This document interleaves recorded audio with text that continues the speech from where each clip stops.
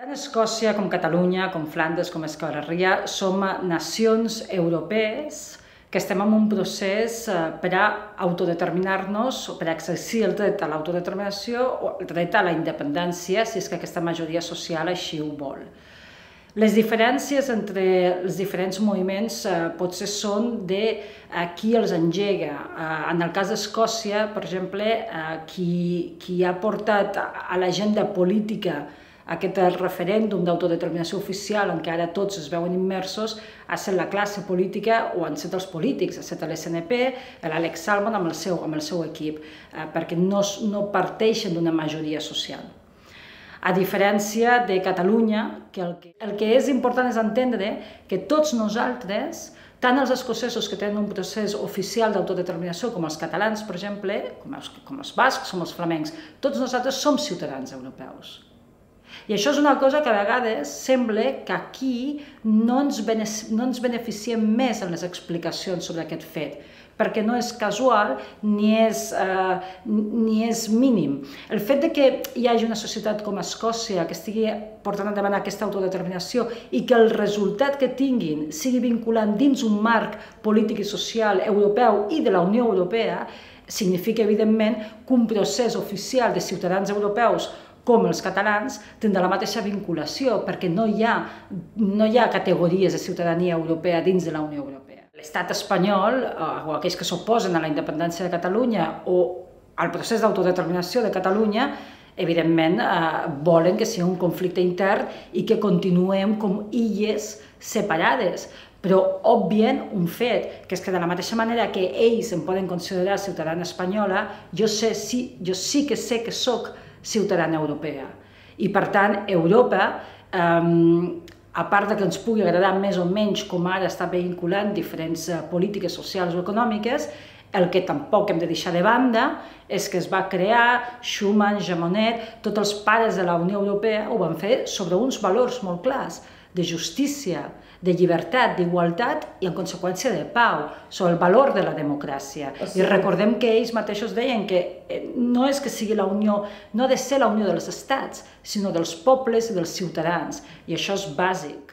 El fet que hi hagi milions de ciutadans europeus, com són els catalans o com poden ser altres nacions, que puguin tenir dificultats o amenaces per exercir la democràcia o exercir el dret universal d'autodeterminació, no és quelcom que només sigui un greuge pels catalans, sinó que de fet també pel senyor alemany o pel senyor finlandès, perquè és en territori europeu que aquest dret vol ser vulnerat i per tant ens afecta a tots. La feina, per exemple, a Catalunya ja l'hem fet. Tenim una majoria social, tenim una majoria política. Anem a Brussel·les, bàsicament, a interpel·lar a les institucions europees. No anem a cridar al cel l'independència.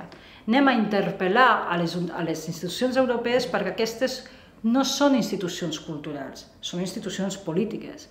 Institucions polítiques que han subscrit i signat tots els tractats internacionals que inclouen, evidentment, els drets universals, com és el d'autodeterminació. I, per tant, tenen la responsabilitat d'assumir aquestes responsabilitats polítiques i no pas només de signar uns drets per tenir-los penjadets amb un marc bonic a la paret oficial del teu despatx. La unitat internacional, el fet que els catalans cantem, proclamem, escrivim, fem webs explicant que som una nació, vull dir, està molt bé, inclús ho fem molt bé, explicant-ho i fer aquesta reivindicació. Però hem d'entendre que potser no és que importa una mica, és que potser no importa gens. De la mateixa manera que nosaltres, no sé, quan nosaltres ens anem adormint pensant si Làtvia o no sé quina altra nació és nació, vull dir, hi ha moltes nacions al món. Nosaltres no som el melic, no tenim per què pensar que la gent està preocupada si som una nació. El que realment sí que importa a la comunitat internacional és si ens ho creiem.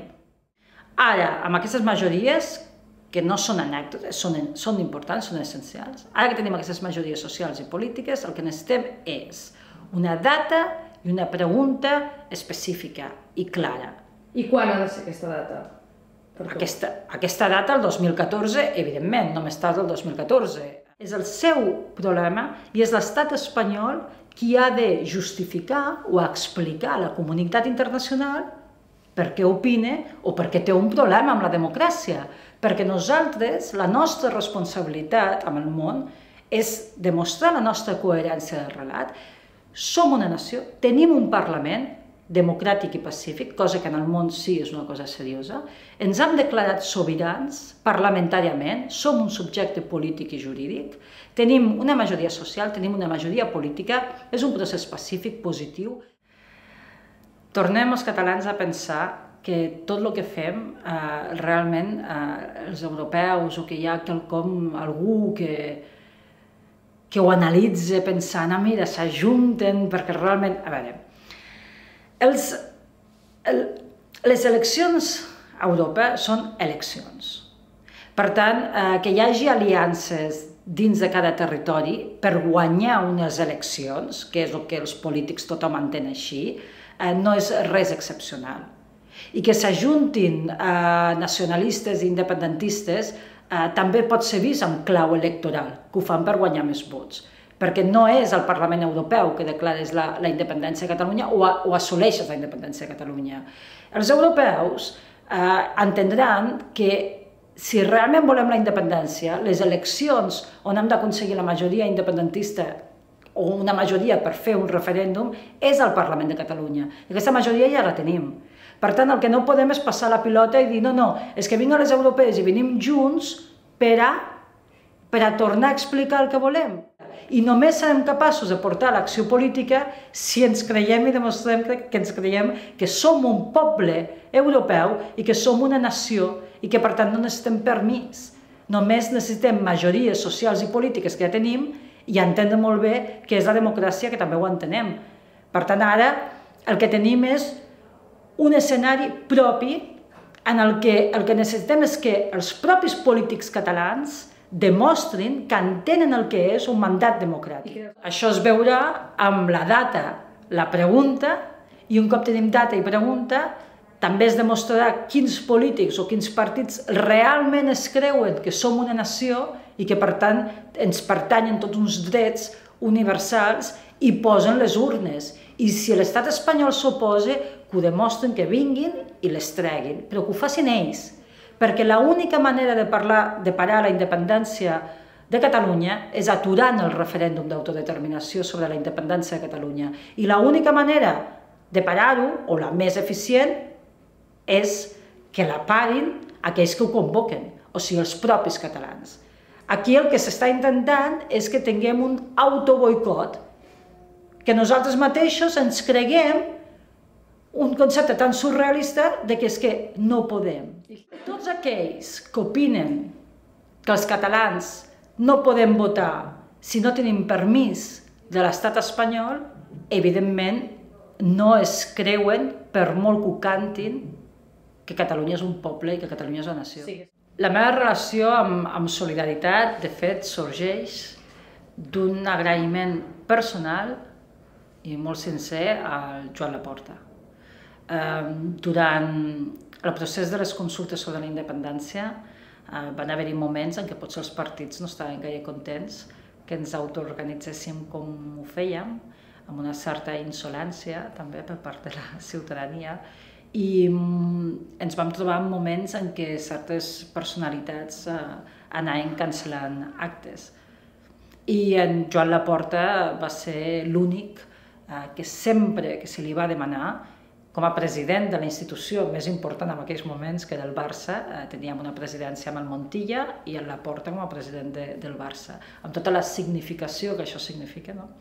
En Jan sempre va ser-hi, la qual cosa significava molt per nosaltres en aquell moment. I, per tant, quan va acabar el procés i ell va decidir fer aquest pas a la política, em va demanar si volia acompanyar-lo, cosa que jo al principi, sincerament, em vaig posar a riure, vaig dir que no, que jo amb el tema de partits polítics. Però bé, després d'una figura tan important mai dubtés, doncs també em semblava una mica ridícul que algú com jo pogués tenir algun problema a fer el que potser s'havia de fer en aquell moment, de cara d'articular quelcom polític clarament per la independència, no? I per això vaig accedir un sincer agraïment a la persona del Joan Laporta.